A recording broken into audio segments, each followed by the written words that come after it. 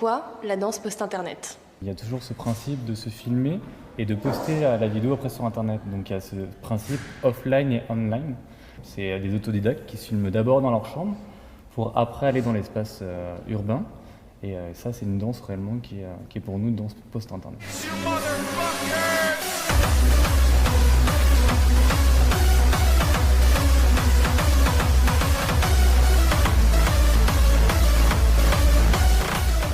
Il y a un vrai rapport de l'intime au public et c'est vrai que le jump style c'est notre cas pratique parce qu'avec Jonathan et Marine on travaille dessus depuis bientôt 3 ans. En fait il y a eu une mode dans les années 2006-2007 quand la communauté sur internet s'est créée. Donc à la base c'est né en club mais très vite ça a basculé sur internet.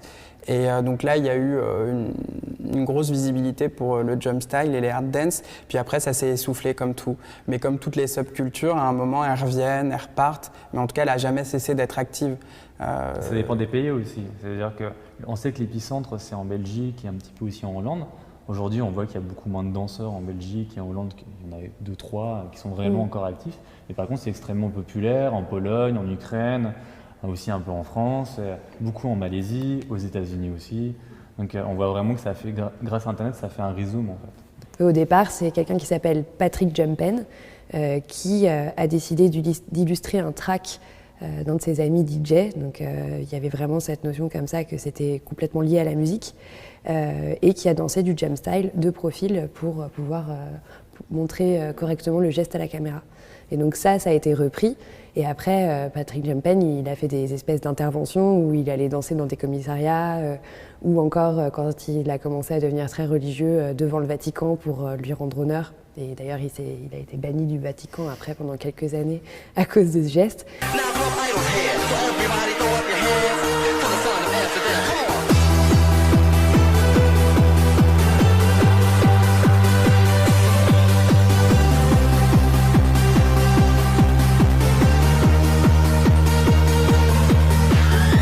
Et du coup, la communauté n'aime pas tellement avoir de couleurs trop politiques ou religieuses directes, donc il a été écarté d'un mouvement qu'il avait lancé tout seul. C'est ça aussi la beauté du post-internet, c'est qu'on peut commencer quelque chose et le relais est fait et à la fin, un geste s'est transformé de telle manière qu'il continue à vivre même si on ne l'alimente plus.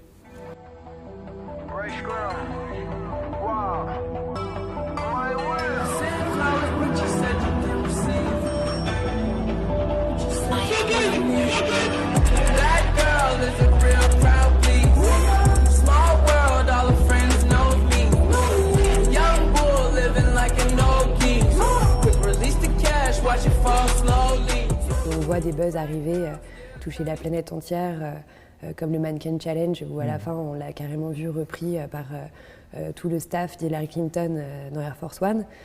Donc ça, c'est des vrais mouvements éphémères.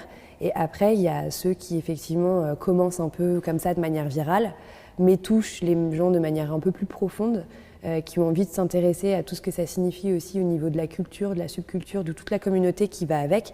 Et donc elles ont un temps de vie qui est quand même plus long et qui après par contre disparaît du mainstream. C'est-à-dire que ça revient vraiment à la subculture. La panoplie des hard dance, c'est tout ce qui se danse sur du hard style en général, ça se danse par exemple pour le jump style en particulier entre 20 et 35 secondes maximum parce qu'il donne tout en très peu de temps.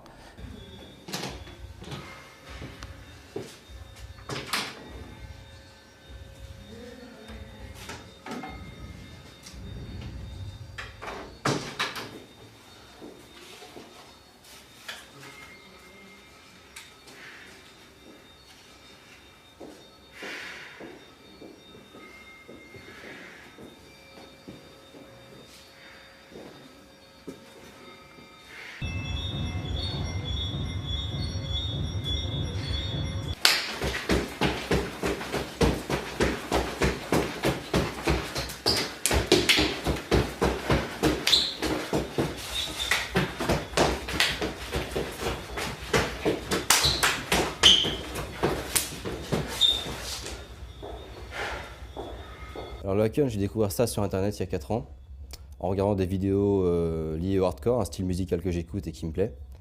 Et je suis tombé sur un tutoriel qui permettait d'apprendre les pas de base, donc j'ai essayé. Donc j'ai appris les bases chez moi. Et plus tard, lorsque je suis allé en soirée hardcore ou en festival, j'ai rencontré d'autres danseurs qui dansaient cette danse-là. Et avec eux, j'ai pu échanger et apprendre de nouveaux pas, etc. Le hakken se danse beaucoup plus rapidement sur un rythme qui est entre 180 BPM, qui peut aller jusqu'à 220, 240. Alors que le jump style, lui, est beaucoup plus lent, déjà.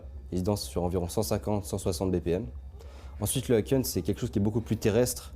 On reste plus au sol. Alors que le jump style est très aérien. Il y a beaucoup de rotation, de spin, et beaucoup plus de tricks, beaucoup plus de variété que dans le hakken.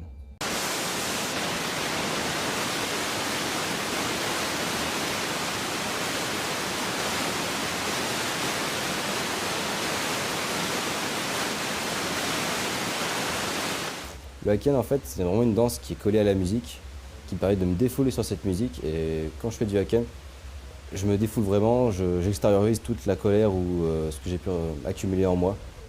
Et ça sort tout d'un seul coup. Tu avais une formation de danseur avant? Non, pas du tout. J'ai appris ça vraiment sur YouTube tout seul.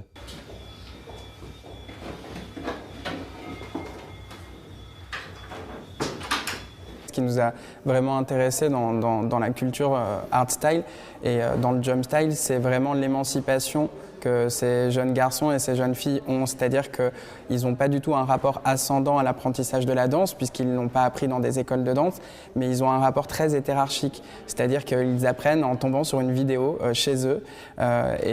Ces jeunes garçons et ces jeunes filles n'étaient pas prédestinés à faire de la danse.